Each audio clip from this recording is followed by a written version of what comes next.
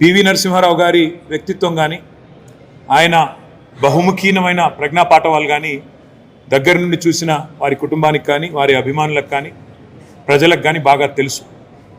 ఒక కవిగా, కథకుడిగా, సాహిత్యపరుడిగా, అదేవిధంగా అఖండమైన సామాజిక స్పృహ ఉన్న నాయకుడిగా, ఒక సంస్కరణశీలిగా పివి నరసింహారావు గారిని చరిత్ర ఎన్నటికీ కూడా మర్చిపోదు. తప్పకుండా భారతదేశం ఎంతకాలం అయితే ఉంటుందో అంతకాలం కూడా పివి నరసింహారావు గారి పేరు సుస్థిరంగా భారత ప్రజల గుండెల్లో నిలిచి ఉంటుంది. సంస్కరణశీలి అని నేను ఊరికే అనలేదు. ఆనాడు ముఖ్యమంత్రిగా భారతదేశమే అచ్చరు పొందే విధంగా తాను స్వయంగా పెద్ద భూస్వామ్య కుటుంబం నుంచి వచ్చిన తన సొంత భూమి 800 ఎకరాలు ఆనాడు భూ సంస్కరణలో భాగంగా తాను ముందుండి, చారిటీ బిగిన్స్ ఎట్ హోమ్ అంటారు, తాను ముందుండి తన కుటుంబానికి సంబంధించిన 800 ఎకరాలను ప్రభుత్వానికి ధారాదత్తం చేసి దేశానికి ఆదర్శంగా నిలబడ్డ నాయకుడు శ్రీ పివి నరసింహారావు గారు.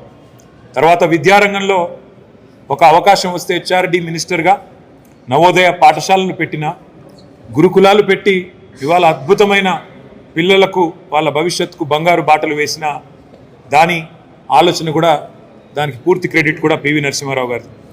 చివరికి ఒక దశలో జైళ్ళ శాఖ ఇచ్చినా కూడా అందులో కూడా ఓపెన్ జైల్ కాన్సెప్ట్ని తెచ్చిన ఒక సంస్కరణశీలి పివి నరసింహారావు గారు.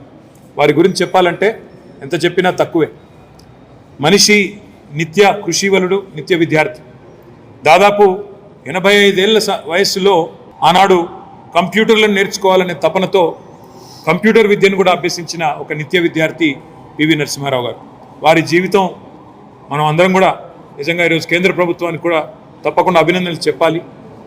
పివి నరసింహారావు గారు లాంటి గొప్ప వ్యక్తిత్వాన్ని గౌరవించి గుర్తించి కేసీఆర్ గారు మన ప్రభుత్వం ఏదైతే శాసనసభలో తీర్మానం చేసిందో, శ్రీ పివి నరసింహారావు గారికి 100వ జయంతి ఉత్సవాల సందర్భంగా భారతరత్న ఇవ్వండి అని తెలంగాణ ప్రజల ఆకాంక్షగా తెలంగాణ ప్రభుత్వం కేసీఆర్ గారి నాయకత్వంలో శాసనసభలో ఏ తీర్మానం అయితే చేసిందో దాన్ని గౌరవించినందుకు, పివి నరసింహారావు గారికి భారతరత్న అవార్డు ప్రకటించినందుకు నేను కేంద్ర ప్రభుత్వానికి కూడా అభినందనలు తెలియజేస్తా ఉన్నాను.